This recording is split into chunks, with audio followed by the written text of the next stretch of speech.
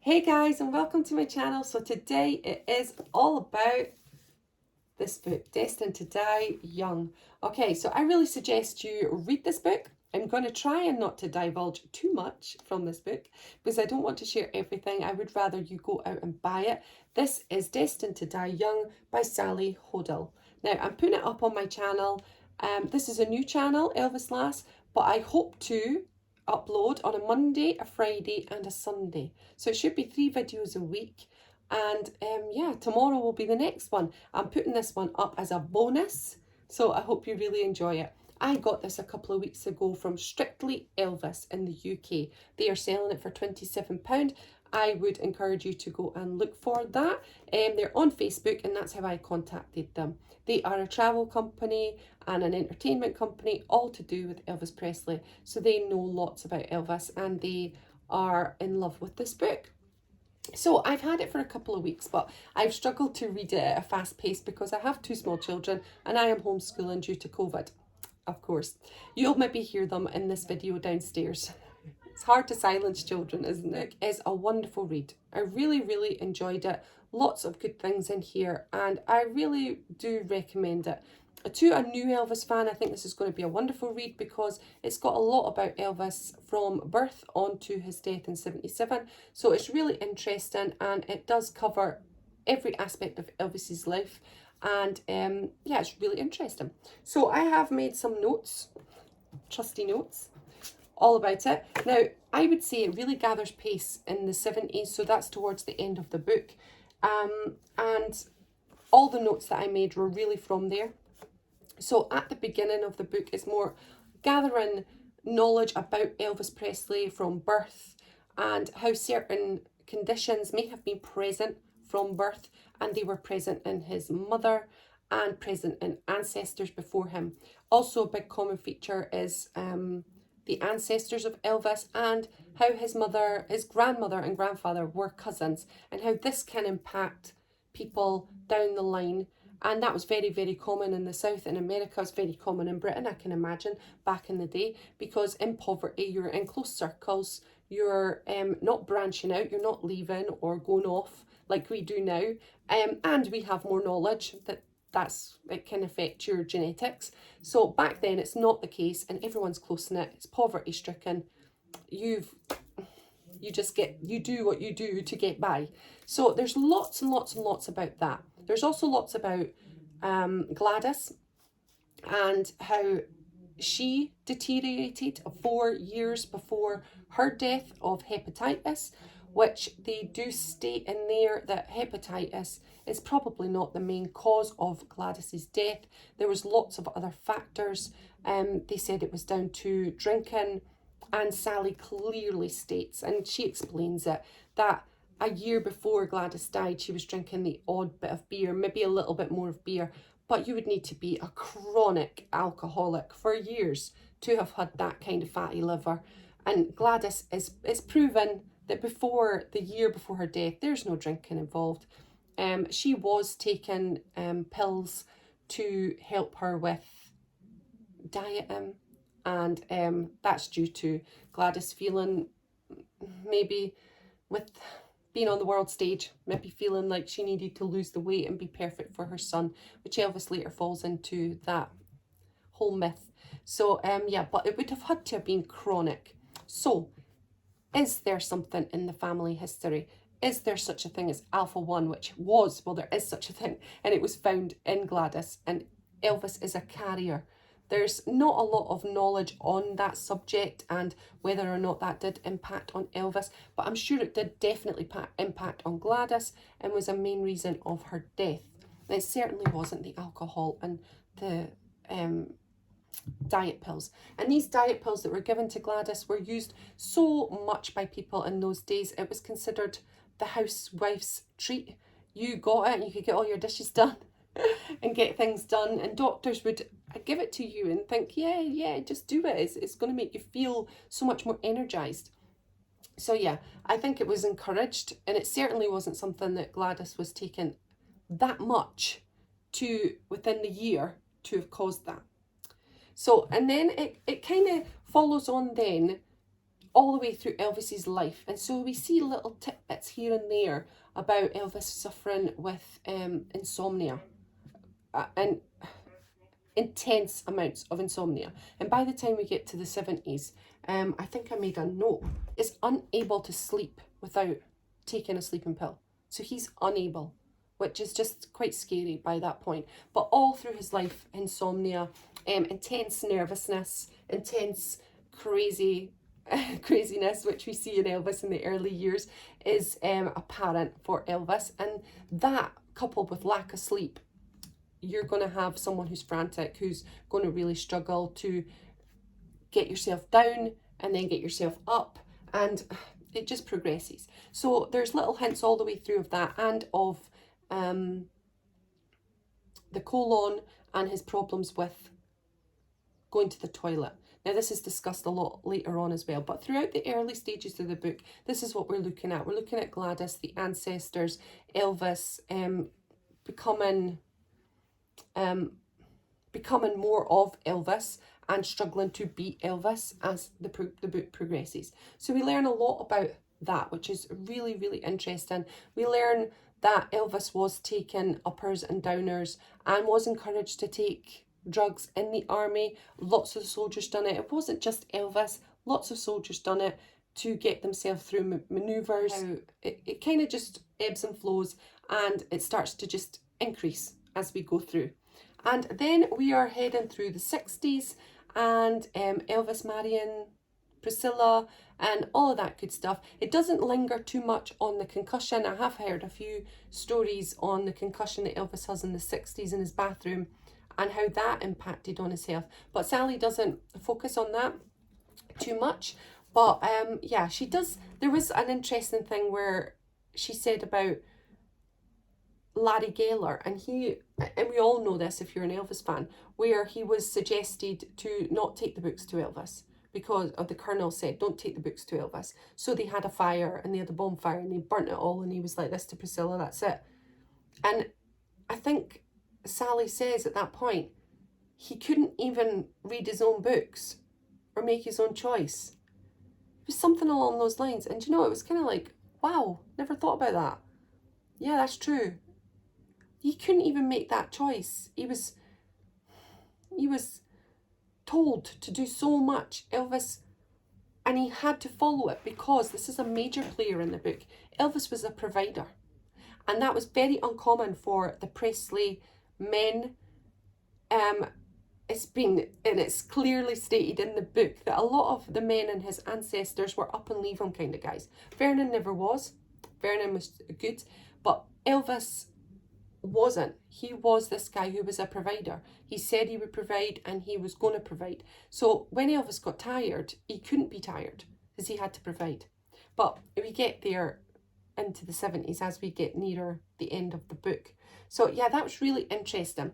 But it really gathers pace as we hit 73. 1973 is when it gathers pace. And it's said to be around the Aloha. Even though 72 is said to be a bad year, not for touring, but for Elvis personally, because it's between, it's when they separated from Priscilla. And Elvis wanted to have that natural, happy life with a wife, but he struggled to actually have it because he was Elvis Presley. So a lot of dichotomies in Elvis's life. It's a lot of things that just didn't work out for him. He wanted it, but he couldn't. And that happens quite a bit. So then as we gather into the 73, this is when it starts to change. So Elvis is losing a lot of weight before Aloha. He's on a strict 500 calorie diet. He is intense. And yeah, he was malnourished going out onto the stage in Aloha. He was struggling because he was absolutely starving. But again, he had to get the weight off. He had to be Elvis Presley. He had to do Aloha. He had to be the man that he said he was. So, or that was portrayed to the world. So the image is one thing, a human being is another. So after 73, we're getting into the real nitty-gritty stuff of Elvis. But the big thing that I can pick out from the last part of the book is things like the first packs. So he had packs of drugs when he had Dr. Nick. So Dr. Nick comes into this. There's other doctors as well. Dr. Ganem, which I don't know if I've said his name wrong, but he's the guy that kind of happily to give out prescription pills to Elvis and got him on this sleep thing, trial thing, which I heard Mario Lanza did as well because he had a real problem with obesity. But yeah, can you believe that? So he was a real pill pusher, whereas Dr. Nick is trying to get him under control.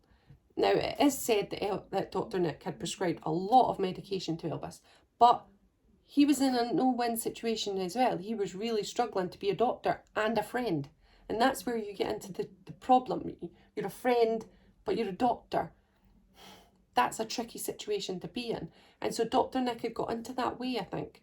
But he was ultimately trying to help Elvis and trying to get down to the bottom of what was making Elvis struggle in his life, because there was lots of ailments coming up into the 70s that are progressing because his body's getting weaker because of all the tension of being Elvis Presley and having the insomnia, the chronic problems with his bowel, and also the alpha-1 carrier, the immune problems, also a vitamin D deficiency. He's not going out. Elvis Presley isn't going out. He's always in. He's a recluse most of the time. He's not, because he's going out in the night, but he's not seeing the sunlight, is he, for the vitamin D. And that is a massive thing. If you're vitamin D deprived, then you're going to feel weak. You're going to feel terrible. I was vitamin D deprived last year. And oh my goodness, the minute I started going my vitamin D, I felt a lot better. And it was suggested by Larry Geller that Elvis take vitamins, but Dr. Nick said no. But in defence to Dr. Nick, at the time, vitamins weren't considered anything. Nowadays, we know better. So yeah, there was packs given out by Dr. Nick to keep Elvis going. Now, when you read the packs, this is different. It's not a drug addict. It's different. The first pack needs for high blood pressure, kidney problems, colon issues, arthritis, diabetes. The second pack is one sleeping pill. The third pack is available if he needs it, and that is with sleeping pills, more sleeping pills in case he needs to get to sleep because he is chronic insomniac. So he has just turned 40 with this pack. Now, do you see anything exciting in there? I don't. So yeah, you just turned 40. I am turning 40 in May.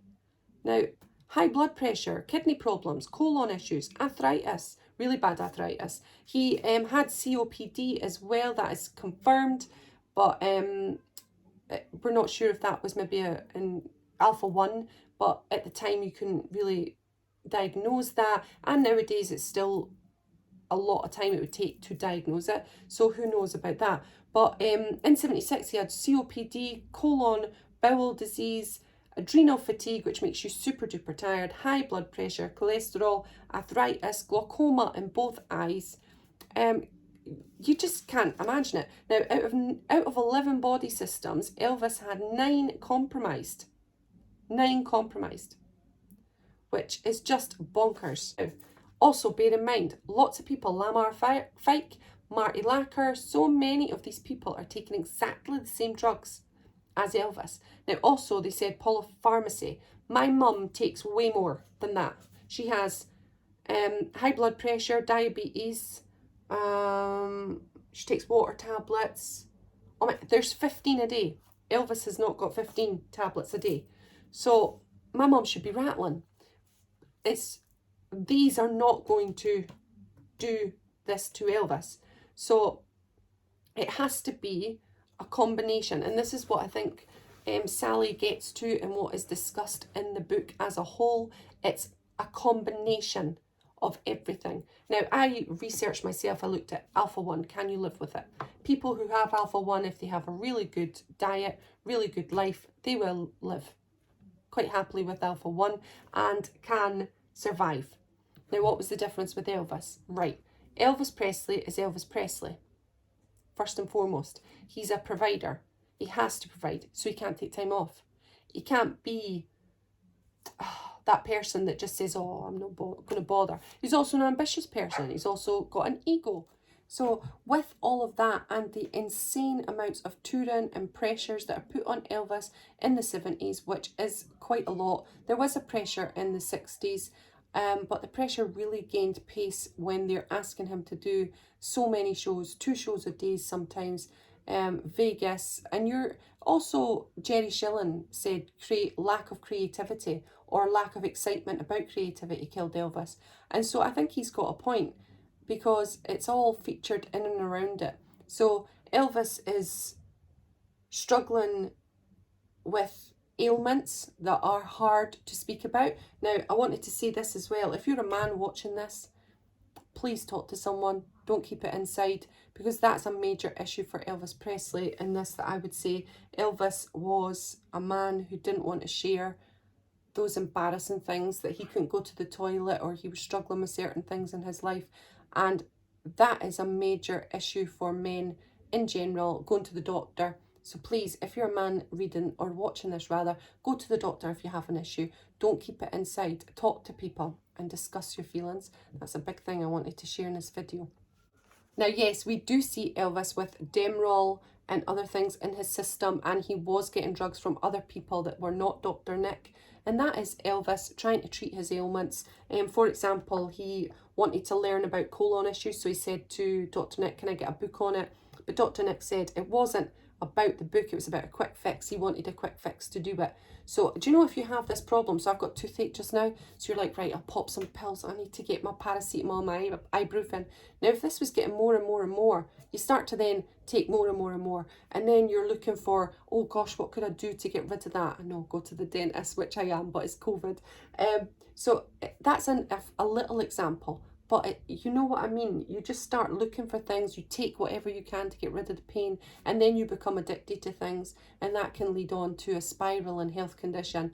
And then obviously in combination with current ailments that are established, we know that Elvis has had current ailments, that's 1,000,000%. So you're taking sleeping pills, you're taking things for your colon, and they thought that the colon was the issue because of the drugs. The colon was an issue before the drugs. That is official. We know that. So therefore, he was taking drugs to treat the ailment. So yeah, there's nothing exciting in those packs. There's no party drugs.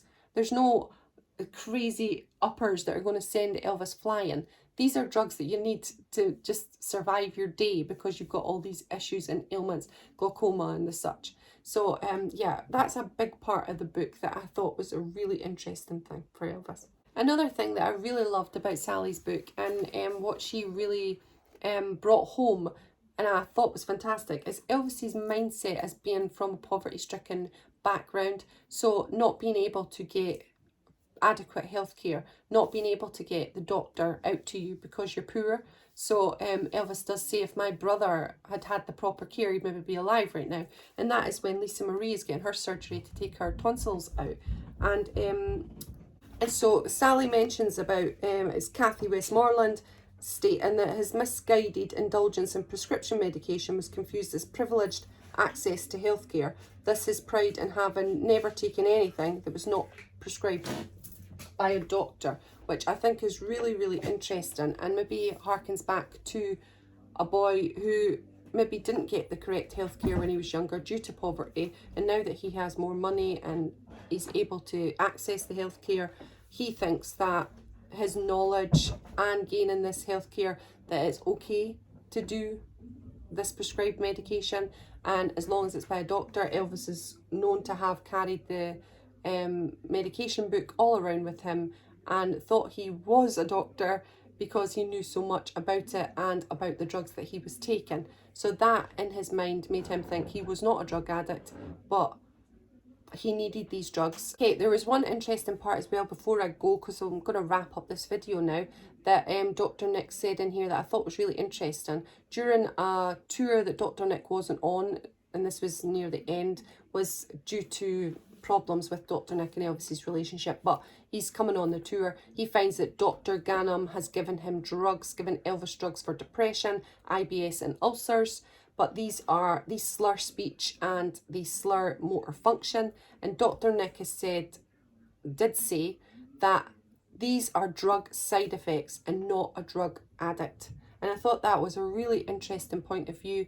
And yeah, it's official. So the side effects where you see Elvis slurring his words or maybe a little bit slower on concerts, these are drug side effects, not a drug addict, which is a completely different thing. At the end of the book, as Elvis dies, there is a doctor's opinion that it was the Valsalva movement, and that Elvis was in the toilet and he was doing the Valsalva movement, and his heart, he had a cardiac arrest and he collapsed. It was definitely not a drug overdose, that is without a doubt. It's not polypharmacy, without a doubt. He did have codeine when he was at the dentist, but Elvis had been taking codeine for years. He was allergic to codeine, and he had severe itching, so he'd have to take antihistamines. But Elvis had taken codeine throughout his life. He definitely didn't want to stop taking codeine. So there's no evidence of that. So it's definitely thinking it was the Valsalva movement with a cardiac arrest. Now Elvis, when they did the autopsy, they found that his colon was massive and he had fecal matter in there that was so old, chalky like substance, that Elvis would never have been able to get out physically himself. And that must have been excruciatingly painful for Elvis, and something that he had dealt with his whole entire life, and not just a new thing due to drug use. That is a definite. That's what we definitely find out from this book, I would say. I really enjoyed the book and I really enjoyed reading it. I've taken tons of notes. There's millions in here, as Sally has taken as well, because there's so many references in here. There's intense references, and Sally did say that everything about Elvis in this book is around and has been around for years, but it's bringing it all together, the evidence, and putting it together in a succinct way to explain it, which you can see from this book. Okay, so I would definitely recommend this book. I think it's a fantastic read. For the new fan, it's going to give you loads of information about Elvis from birth until his death and after, and it's a really nice read. For the current fan, the fan who's been a fan for a long time, then there's a lot of stuff that you're going to know, but a lot of things that just pull together facts that you maybe didn't think of, and that is really interesting. So yeah, I've hopefully not divulged too much from the book because I want you guys to go out and read it yourself. It is a really good read and it's really interesting. Destined to Die Young, I don't know. I think Elvis, if he had been eating correctly, given himself rest, not taking as many drugs to help his ailments, if he was maybe years later when there was an MRI and they could have looked in his body, then maybe all of those factors, if he wasn't a provider, needed to provide for every single person in his life, then maybe, just maybe, Elvis wasn't destined to die young. But if you go back to Elvis's life back then, maybe, and his position of being the king of rock and roll, maybe it was just him destined to die young. So yeah, maybe in different circumstances this would not be the title, which is a real shame and real sadness. But also Elvis couldn't live now because he had to live then so that everyone could follow on after him. He had to open the floodgates. Alright, so thanks for joining me on this video. I hope you enjoyed it. It was a lot to get through and there's probably a lot of muddled up parts, but it's a really good read and I do recommend it. Thank you for joining me and take care. Bye everyone.